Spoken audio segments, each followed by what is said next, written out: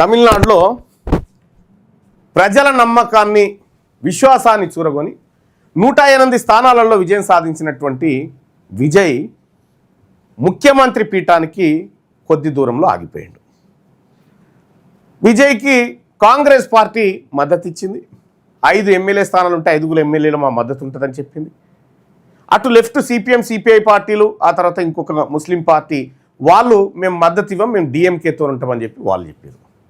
ఇక్కడ మనం ఒకటి అర్థం చేసుకోవాలి, గతంలో మణిపూర్లో కానీ చాలా చోట్ల హంగ్ ఏర్పడ్డప్పుడు అక్కడ ఉన్నటువంటి గవర్నర్లు ఏం చేశారంటే మెజారిటీ సీట్లు సాధించినటువంటి వాళ్ళని ప్రభుత్వ ఏర్పాటుకు ఆహ్వానిస్తారు.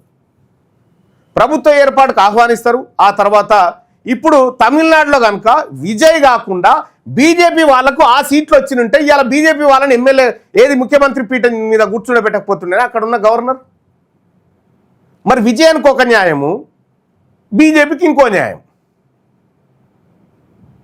ఇంకా వీళ్ళు ఎవరు వచ్చినా పర్వాలేదట కానీ విజయ్ రావద్దట. వాళ్ళ కుట్రలు చూడరు ఎట్లా ఉన్నాయో. ప్రజలేమో విజయ్ని కోరుకున్నారు.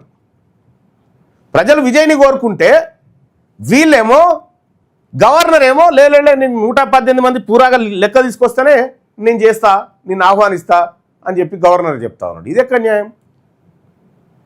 ఆయన నాకు అవకాశం ఇవ్వండి, నేను బలం నిరూపించుకుంటా అని చెప్పి ఆయన చెప్పిండు క్లియర్గా. అలయన్స్ తీసుకుంటాడా, ఏం తీసుకుంటాడా అనేది ఆయన ఛాన్స్ ఇవ్వాలి కదా. ఆ ఛాన్సే ఇయ్యనని చెప్పి చెప్తా ఉన్నాడు గవర్నర్. ఇది క్లియర్గా నరేంద్ర మోడీ గారు ఆడుతున్నటువంటి కుట్ర. ఆడ ఇప్పుడు డిఎంకే అన్నా డిఎంకే కూడా ఒకటైతే అట. డిఎంకే అన్నా డిఎంకే కూడా ఒకటైతే అని చెప్తా ఉన్నారు. కానీ టైమ్స్ ఆఫ్ ఇండియాతోని స్టాలిన్ మాట్లాడుతూ ఆయన ఏమన్నాడంటే మేము బద్ధ శత్రువులం, మేము ఒకటయ్యే పరిస్థితి లేదనేటువంటి మాట చెప్తే అన్నా డిఎంకేలో ఉన్నటువంటి కొంతమంది 30 మంది ఎమ్మెల్యేలు విజయ్తో కలవడానికి సిద్ధంగా ఉన్నారనేటువంటి చర్చ జోరుగా సాగింది.